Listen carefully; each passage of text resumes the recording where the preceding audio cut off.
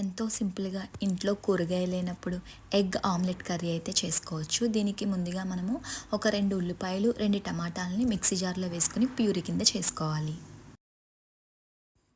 ఇది ప్యూరీ కింద అయింది కదండి. ఇప్పుడు ఒక వెజల్ తీసుకుని 2 to 3 table spoon oil add చేసుకుని ఇందులో తాలింపు యాడ్ చేసుకుంటున్నాము. జీలకర్ర, పచ్చిమిర్చి, ఎండుమిర్చి, కరివేపాకు ఇవి లైట్గా ఫ్రై అయిన తర్వాత ఇందులో మనం ప్యూరీ చేసి పెట్టుకున్నాం కదండి, ఈ ప్యూరీని యాడ్ చేయాలి.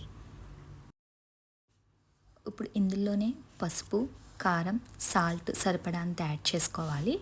అలాగే పావు table spoon garam masala, 1 table spoon అల్లం వెల్లుల్లి పేస్ట్ కూడా యాడ్ చేసాము.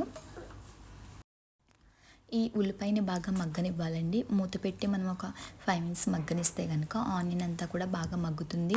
మన ఇంట్లో కూరగాయలు లేనప్పుడు తక్కువ టైంలో కూడా మీరు ఈ కర్రీ అయితే ఎగ్స్ ఉంటే కనుక ఎగ్స్తో మీరు ఈ ఎగ్ ఆమ్లెట్ కర్రీ అయితే చేసుకోవచ్చు. చూస్తున్నారు కదా, ఇప్పుడు దీన్ని మూత పెట్టి బాగా మగ్గనివ్వాలి. ఆనియన్ మగ్గిన తర్వాత ఇందులో ఒక హాఫ్ గ్లాస్ వాటర్ పోసుకుని వాటర్ని కూడా బాగా మరుగుతూ ఉంటుందండి. ఇప్పుడు ఎగ్స్ పలగొట్టుకుని ఎగ్ని ఇప్పుడు వీడియోలో చూపిస్తున్నాం కదండి, ఈ విధంగా వేసేసుకుని మనం కదపకూడదు. ఒక 2 మినిట్స్ ఉంచేటప్పటికి మనకి ఆమ్లెట్ అంతా కూడా ఉడుకుతుంది. ఇందులో కొద్దిగా సాల్ట్, కొద్దిగా కారం యాడ్ చేసుకుంటున్నాము. ఒక 2 మినిట్స్ కోడిగుడ్డు లోపల వేసిన తర్వాత మన కర్రీలో ఒక 2 మినిట్స్ కదపకుండా ఉంటే ఈ విధంగా వస్తుందండి. ఇప్పుడు గరిటెతో ఈ విధంగా తిప్పుకుంటే కనుక మనకి ఒక 2 మినిట్స్కి ఇవి బాగా ఉడికిపోతాయి.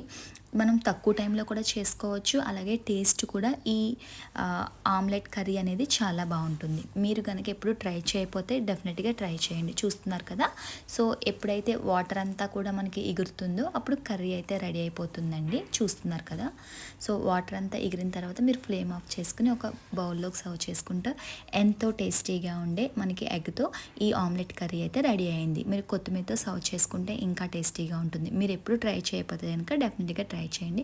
ఫస్ట్ టైం మా ఛానల్ చూస్తే సబ్స్క్రైబ్ చేయడం మర్చిపోవద్దు.